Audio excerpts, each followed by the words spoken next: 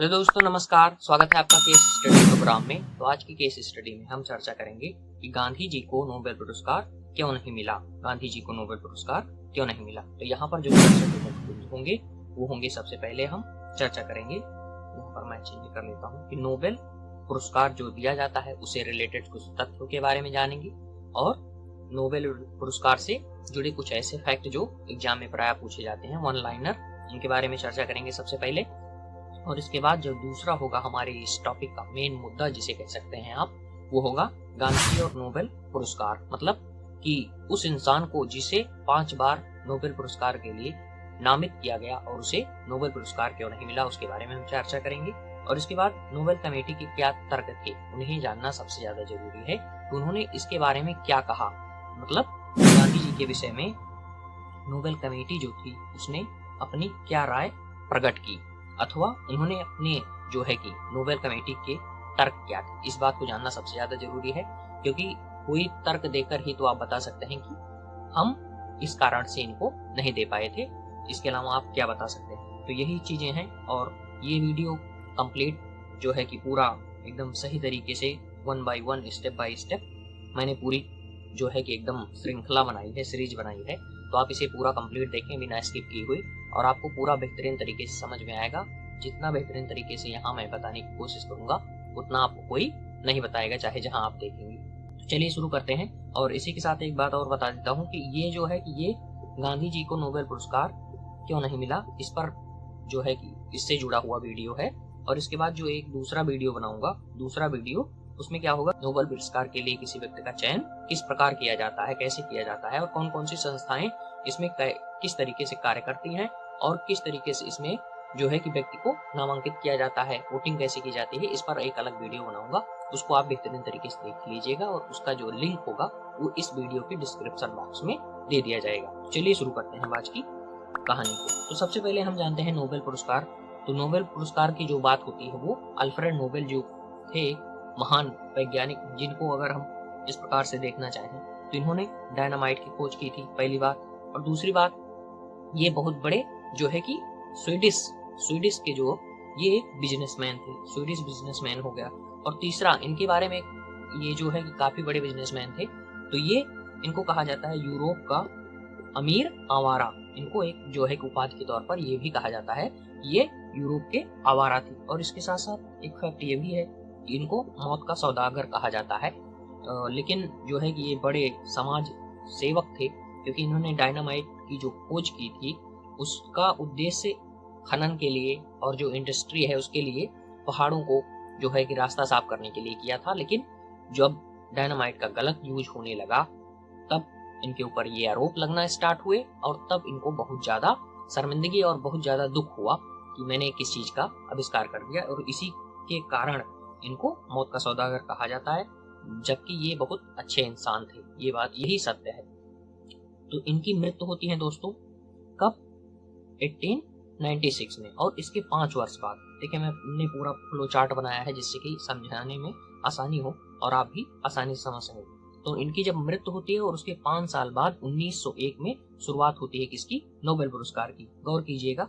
और जब शुरुआत होती है तो यहाँ से जब शुरुआत होती है तब नोबेल पुरस्कार केवल 5 क्षेत्र में दिया जाता था। 5 क्षेत्र यहाँ पर जो दिए गए हैं इनको ध्यान से देख लीजिए। 5 क्षेत्र के बारे में चर्चा की गई है। तो यहाँ पर 5 क्षेत्र जो हैं, फिजिक्स, केमिस्ट्री और मेडिसिन, और इसके बाद में पीस और साहित्य, लिटरेचर, 5 क्षेत्र में दिया जाता था। और इसमें जो एक क्षेत्र ऐड हुआ 6, वो कब से ऐड होता है, वो होता है 1968 से, इकोनॉमी वाला। इकोनॉमी में जो पुरस्कार देना स्टार्ट हुआ वो 1968 से। तो यहाँ से जब प्रश्न पूछा जाएगा कि शुरुआती दौर में नोबेल पुरस्कार कितने क्षेत्र में दिया जाता था, 3, 4, 5, 6, तब वहां पर राइट आंसर होगा 5, क्योंकि जो छठा था वो बाद में जो है कि जोड़ा गया। और किसके द्वारा जोड़ा गया और इसकी संस्थापना कैसे हुई, इसके बारे में हम जो है कि सेकंड वीडियो में जानेंगे। तो आज के वीडियो में इस चीज को हम समझेंगे कि गांधी जी को नोबेल पुरस्कार क्यों नहीं मिला। आज का जो हमारा केंद्रीय बिंदु है यही है। तो अब यहाँ तक पूरा फैक्ट हम जान लिए। अब आगे देखते हैं क्या बात कही जा रही है। तो फैक्ट ये है दोस्तों कि जो पीस का जो पुरस्कार दिया है जा रहा है वो ओस्लो जो है वो नॉर्वे की राजधानी है। ओस्लो जो है वो नॉर्वे की राजधानी है। और जो ये है कि 5 में आपका फिजिक्स हो गया, केमिस्ट्री हो गई और मेडिसिन हो गया, और इसके साथ साथ लिटरेचर हो गया और इकोनॉमी, 5 ये हो गए, और पीस का इससे अलग हो गया। तो इस ये जो दिया जाता है 5, ये दिया जाता है स्टॉकहोम में। स्टॉकहोम ये कहाँ है? स्वीडन में है। बात क्लियर। और अभी तक जो फैक्ट है वो अभी तक 975 लोगों को दिया गया है और 609 संस्थाओं को दिया गया है। 609 संस्थाओं को, ये 2022 तक की बात है। तो 609 संस्था हो गई और 975 पर्सन हो गए, शख्सियत को दिया गया है। अब आइए आगे जानते हैं। तो सबसे पहले यहाँ पर 2022 में जो पीस के लिए नोबेल प्राइज दिया गया है उसके बारे में चर्चा की जा रही है। तो अब की बार जो दिया गया है उसमें संस्था है, तो संस्था में 2 संस्था है और 1 व्यक्ति है। यहाँ पर दिया गया है बेलारूस से संबंधित है, और इसके साथ साथ जो संस्था दी गई है वो रूस, जैसे कि आप देख रहे हैं कि रसिया यूक्रेन वार चल रहा है, तो वहां पर जो है कि मानव की सभ्यता के लिए, संस्कृति के लिए जो संस्थाएं कार्य कर रही हैं उनके लिए यह पुरस्कार दिया गया है। तो ह्यूमन राइट ऑर्गेनाइजेशन मेमोरियल रूस का है ये, और सेंटर फॉर सिविल लिबर्टीज तो यहाँ पर यूक्रेन की एक संस्था, उसको दिया गया है। बात क्लियर। और इसके साथ साथ जो शांति फैक्ट, अब देखें हम, जो महात्मा गांधी को पुरस्कार मिलता वो केवल शांति क्षेत्र में मिलता, क्योंकि उनको शांति का बहुत बड़ा दूत माना जाता है। और इसके साथ साथ जब हम फैक्ट पर बात करें तो शांति का नोबेल पुरस्कार मदर टेरेसा को एक सिंगल जो है कि पर्सन, एक सिंगल वुमेन कह सकते हैं कि शांति के क्षेत्र में, गौर कीजिएगा, शांति के क्षेत्र में नोबेल पुरस्कार पाने वाली एकमात्र महिला जो है वो है मदर टेरेसा। ये बात क्लियर होगी। और इसके साथ साथ यहाँ पर एक फैक्ट ये भी है कि रेड क्रॉस एक संस्था है जो कि ह्यूमैनिटीज के लिए काम करती है। उसको 3 बार, कितने बार? 3 बार नोबेल पुरस्कार मिला है, 1917, 1944, 1963। बात क्लियर। और यहाँ तक का जो एरिया था उसको हम क्लियर कर लिए। अब आइए जानते हैं हम अपने मेन मुद्दे के बारे में। तो आज का हमारा जो मेन मुद्दा है दोस्तों वो है कि गांधी जी को नोबेल पुरस्कार क्यों नहीं मिला। गांधी जी को नोबेल पुरस्कार क्यों नहीं मिला? कितनी बड़े जो है कि महान विचारक ने, जो है कि आदर्शवादी, अहिंसा के पुजारी होने के बाद भी गांधी जी को नोबेल पुरस्कार क्यों नहीं मिला? तो आइए जानते हैं इसके पीछे क्या क्या तर्क है। जैसे कुछ लोगों का कहना है कि गांधी जी ब्रिटिश के खिलाफ आंदोलन कर रहे थे, तो नोबेल कमेटी जो है कि किसी ऐसे व्यक्ति को नोबेल पुरस्कार से सम्मानित करके ग्रेट ब्रिटेन के साथ अपने रिलेशन खराब नहीं करना चाहती थी। ये तर्क दिया जाता है। तो इन सब चीजों के बारे में जानेंगे कि ये बातें कहाँ तक सही हैं और कहाँ तक जो है कि इन बातों में सच्चाई है। तो चलिए शुरू करते हैं। तो नोबेल पुरस्कार के लिए गांधी जी को सोचिए 5 बार जो है कि नामांकित किया गया। तो इनका नामांकन कैसे होता है इसके बारे में हम सेकंड वीडियो में कंप्लीट जानेंगे। तो इनका जो है कि 3 बार लगातार, देख सकते हैं यहाँ पर गोला बना के लिख दिया है मैंने। तो 1937, 1938, 1939 3 बार लगातार इनका नामांकन हुआ, और इसके बाद 47, 48 में भी नामांकन हुआ था, और 48 में दुर्भाग्यवश इनकी मृत्यु हो गई थी। जान ही रहे हैं आप। अब इसके बाद जो है कि ये 3 जो लगातार वर्ष थे, इनका नामांकन कौन किया था? तो नामांकन में जो बातें आती हैं, तो उनमें नामांकन के लिए जो नामांकित व्यक्ति होते हैं उसमें दुनिया भर के MP MLA आते हैं। दुनिया भर के MP MLA आते हैं। तो वहीं से जो है कि ये व्यक्ति इनको जो है कि कर रहे हैं नामांकित 3 बार। नॉर्वेजियन स्काउटिंग सदस्य थे ये, इनका नाम था ओले कोलबजर्नसेन। तो ये कौन थे? ये लेबर पार्टी से बिलोंग करते थे। ये लेबर पार्टी से बिलोंग करते थे, और इन्होंने गांधी जी को नोबेल पुरस्कार के लिए 3 बार नामांकित किया था। 3 बार इन्होंने नोबेल पुरस्कार के लिए गांधी जी को नामांकित किया था। आगे बात कही जा रही है दोस्तों। अब यहाँ पर सबसे पहले हम जान सकते हैं, यहाँ तक जो मामला है ये 3 बार हो गया। और जब 47 की बात आती है तो 47 में इनको किसने नामांकित किया? तो यहाँ पर देख सकते हैं आप इस चार्ट के माध्यम से। तो यहाँ पर देखें कि 1947 में सबसे पहले जो नामांकन था, इनमें 3 जन शामिल थे। इनका नाम था कि बॉम्बे के जो प्रधानमंत्री थे BG खरे, और संयुक्त प्रांत के जो प्रधानमंत्री थे गोविंद वल्लभ पंत, और भारतीय विधानसभा के अध्यक्ष जीबी मावलंकर। ये तीनों ने मिलकर के गांधी जी को नामांकित किया था। किसके लिए? नोबेल पुरस्कार के लिए। नोबेल पुरस्कार के लिए। तो यहाँ पर नामांकन का पूरा मामला हो गया। और यहाँ पर अब आइए समझते हैं सबसे पहले इसके बारे में। तो यहाँ पर जो ये 3 मामला था, यहाँ तक 1937 और 38 और 39, यहाँ पर ये अपना टाल मटोल करके काम चला लेते थे। यहाँ पर क्या था कि ये टाल मटोल करके चला लेते थे अपना काम। तो यहाँ पर ध्यान से देखें कि अगर हम इस बात पर गौर करें कि जो शांति और अहिंसा, शांति और इसके साथ साथ अहिंसा के पुजारी थे कौन? बापू थे। तो यहाँ पर कहा जा रहा है कि जो ये 3 वर्ष इनको नामांकित किया गया, यहाँ पर इनको जो है नोबेल नहीं दिया गया। तो इसमें जो है कि यहाँ के जो कमेटी के सदस्य हैं उनकी जो बातें सुनेंगे तो आपको लगेगा कि ये जो है कि केवल टाल मटोल कर रहे हैं और इनका जो है कि अप्रत्यक्ष नजरिया क्या था इसके बारे में कोई स्पष्ट जो है कि उल्लेख नहीं मिलता, लेकिन ऐसा कि अनुमान लगाया जा सकता है तो इनके ऊपर आरोप भी लगते हैं। यही बातें सत्य थी कि ये दौर था तब ब्रिटिश जो थे वो भारत में ही थे, क्योंकि भारत तो 1947 में आजाद हुआ। तो इसी के चलते हो सकता है, ऐसा अनुमानता जो है कि अनुमान लगाया जाता है कि ऐसा हो सकता है कि गांधी जी को नोबेल पुरस्कार इसी की वजह से अंग्रेज के विरुद्ध जो है कि आंदोलन कर रहे थे, तो अंग्रेज के विरुद्ध आंदोलन करने वाले व्यक्ति को इसी कारण से इन्होंने नोबेल पुरस्कार नहीं दिया। जैसे कि अगर शांति और अहिंसा की बात करें तो ये तो बहुत अजीब बात होगी कि जो मार्टिन लूथर किंग और नेल्सन मंडेला, इनको जो है कि नोबेल पुरस्कार दिया गया और इन्होंने इस बात को भी स्वयं स्वीकार किया था कि मैंने अहिंसा शांति की सीख गांधी जी से ली है। अहिंसा और शांति की जो सीख है वो मैंने गांधी जी से ली है। तो आप इस बात को यहाँ से अब फिर से वहीं से तर्क शुरू होता है कि आप किसी के गुरु को, जिस व्यक्ति को, जो शिष्य है जिन्होंने सीख ली है, उसको आप महान बता रहे हैं और उसके गुरु को आप महान क्यों नहीं बता रहे हैं? तो यही चीजें हैं। तो इसमें जो है कुछ इनका संदेहप्रद नजरिया दिखाई पड़ता है। तो आशा करता हूँ ये बात आप समझ पाए होंगे कि गांधी जी को न दे करके उस इंसान को दिया गया जो गांधी को अपना आदर्श मानता था। नेल्सन मंडेला और मार्टिन लूथर किंग जो थे, ये दोनों महात्मा गांधी जी को अपना आदर्श मानते थे। तो बात क्लियर, और यहाँ तक की बात क्लियर हम कर चुके हैं। अब आगे देखते हैं। तो यहाँ पर देखें तो यहाँ पर एक जो है कि जो कमेटी है नोबेल पुरस्कार की, उसके जो है कि ये जो है जेम्स अरूप सीप इनका नाम था। ये कौन थे? ये कमेटी के सदस्य थे और सलाहकार थे और इसके साथ साथ इतिहासकार भी थे। तो इन्होंने एक रिपोर्ट जो है कि लाई थी गांधी जी के कार्यों से रिलेटेड, और वो थी 1937 से 1947, मतलब 10 वर्षीय रिपोर्ट। मतलब उस दौरान क्या क्या कार्य हुआ। तो यहाँ पर 3, अब जैसे कि 1947 के लिए नामांकित किया गया, तो यहाँ पर एक लिस्ट बनती है, उनके कार्यों को देखा जाता है, गौर कीजिएगा। और यहाँ पर जब बातें आई तो यहाँ पर 3 जो इन्होंने जो रिपोर्ट लिखी थी उसमें बहुत ज्यादा आलोचनात्मक तरीके से चीजों को व्यक्त नहीं किया था। इससे पहले एक रिपोर्ट जो लिखी गई थी 10 वर्षीय, आगे उसके बारे में चर्चा करूंगा, उसको लिखा था जैक वार मूलर, उसका नाम था जैक वार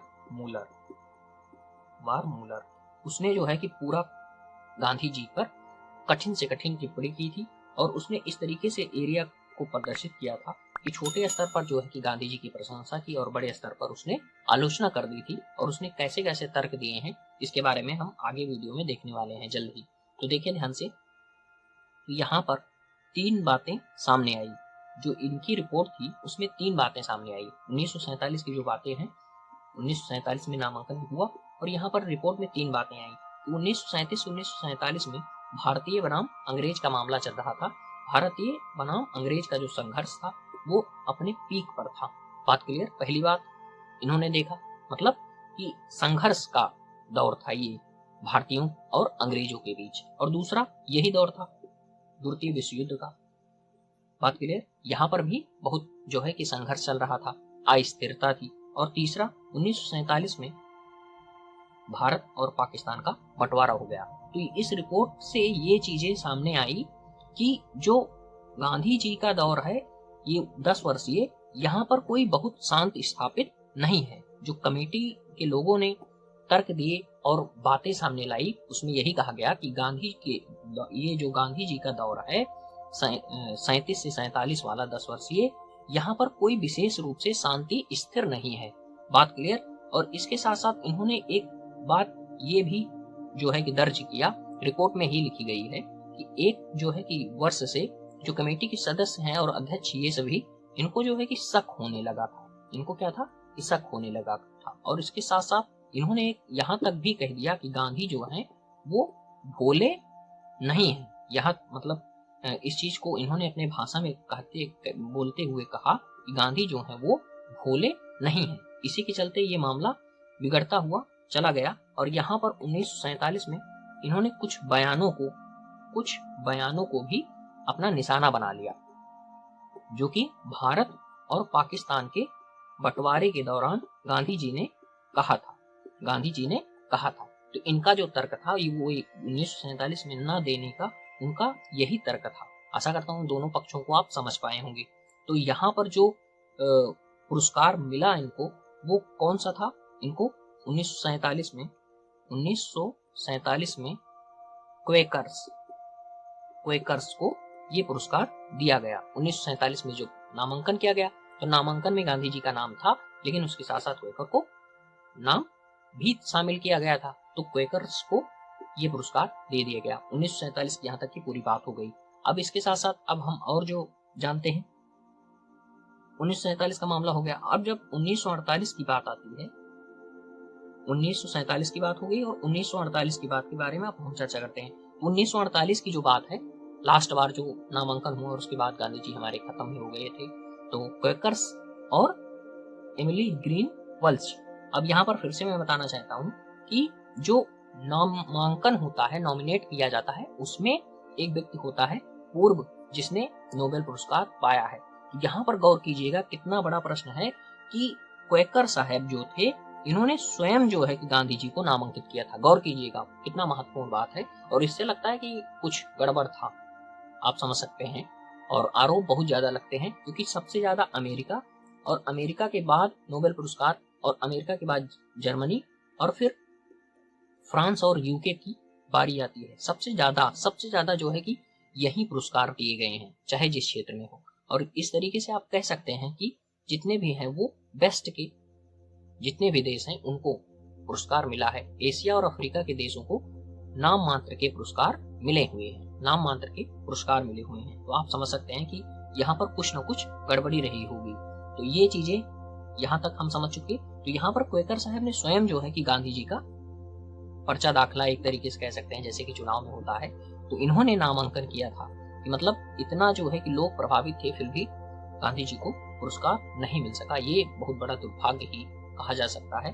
तो सोच सकते हैं कि जिस इंसान को, मतलब 3 यहाँ पर बातें सामने आ रही हैं कि पहला नेल्सन मंडेला, और दूसरा मार्टिन लूथर किंग, और तीसरा जो है कि क्वेकर साहब स्वयं जो है कि गांधी जी को नामांकित की कि गांधी जी को नोबेल पुरस्कार मिलना चाहिए, लेकिन उनको नहीं मिल सका। और यहाँ पर अब ये सच कहा जाए या फिर इन्होंने बात बनाई है, और बात बनाने के लिए ही ये जो है कि अपना जो सिस्टम बनाया, ये कहा जाए कुछ मतलब क्लियर नहीं कहा जा सकता। तो यहाँ की कहानी समझें और देखें।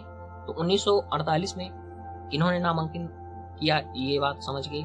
और मरणों यहाँ पर अब शर्त थी कि किसी व्यक्ति को, जैसे कि उसकी मृत्यु हो गई है तो उसको नोबेल नहीं मिलता था। लेकिन उस स्थिति में जो स्थिति बन गई थी, उस स्थिति में गांधी जी को नोबेल पुरस्कार देने के लिए ये लोग राजी हुए।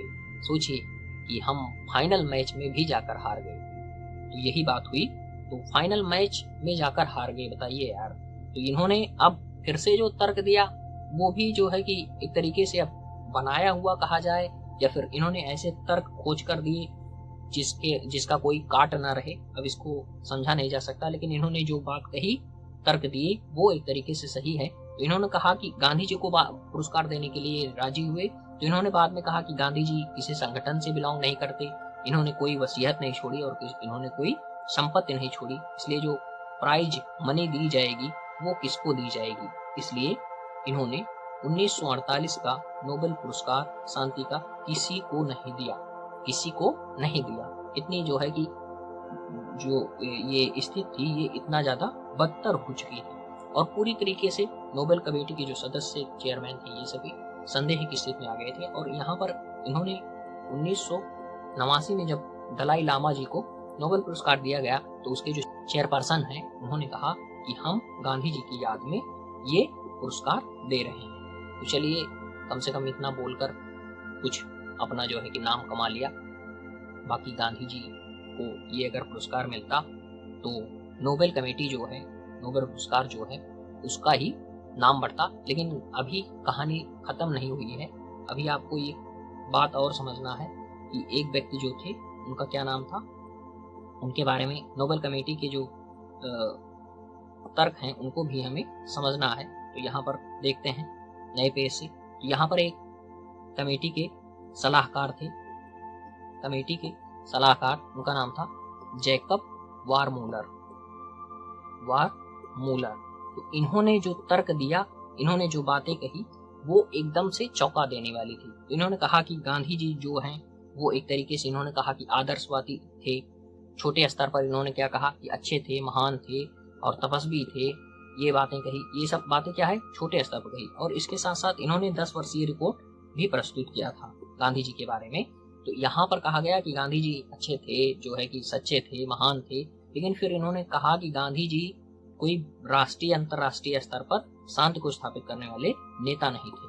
और इन्होंने जो तर्क दिया वो यही कहा कि गांधी जी का जो आंदोलन था वो भारतीयों के लिए ही सीमित रहा, और यहाँ तक कि ये अहिंसा की जो नीति थी उस पर सदैव लागू नहीं हो, मतलब सदैव तत्पर नहीं, दृढ़ नहीं रह सके, ये भी तर्क कहा गया। और यहाँ पर उदाहरण दिया गया चौरा चौरी कांड का, जिसमें जो कि बहुत ज्यादा हिंसा भड़क गई थी। और अलग एक दूसरा मामला कहा गया, गांधी जी ने जो अंतर्राष्ट्रीय नेता नहीं थे, उन्होंने दक्षिण अफ्रीका में भी जो आंदोलन किया वो भारतीयों के लिए ही किया, क्योंकि भारतीयों से भी बेकार की जिंदगी अश्वेत जी रहे थे और इनका ध्यान अश्वेतों पर न जा करके भारतीयों पर गया। ये सभी तर्क जो है कि नोबेल कमेटी के जो सलाहकार थे, जिनका नाम जैकब वारमूलर था, इन्होंने दिया। और यहाँ तक कि इन्होंने कहा कि गांधी जी जो है कि वो एक राष्ट्रवादी नेता हैं, आदर्शवादी हैं, और यहाँ तक कि इनको क्या कह दिया गया, तानाशाह। तो यार ये सब बातें इन्होंने जो है कि कह करके गांधी जी को पुरस्कार नहीं दिया, और यही सब तर्क इन्होंने दिए। और इसके साथ साथ और भी कुछ मामला होगा तो मैं आपको बता दूंगा। तो फिलहाल यहाँ तक की पूरी कहानी मैंने आपको बता दिया, नोबेल कमेटी के क्या तर्क थे इसको भी बता दिया, और अब इसमें कुछ बचता नहीं है। तो आशा करता हूँ ये वीडियो आपको काफ़ी ज़्यादा जो है कि लंबा तो बना, लेकिन काफ़ी ज़्यादा नॉलेज मिली होगी, और स्टेप बाय स्टेप आपको सब कुछ मैंने समझाने की कोशिश किया। तो दोस्तों इस वीडियो को लाइक, शेयर और दूसरों के साथ शेयर करना ना भूलें। आप सभी लोगों का बहुत बहुत धन्यवाद। मिलते हैं किसी अन्य वीडियो में।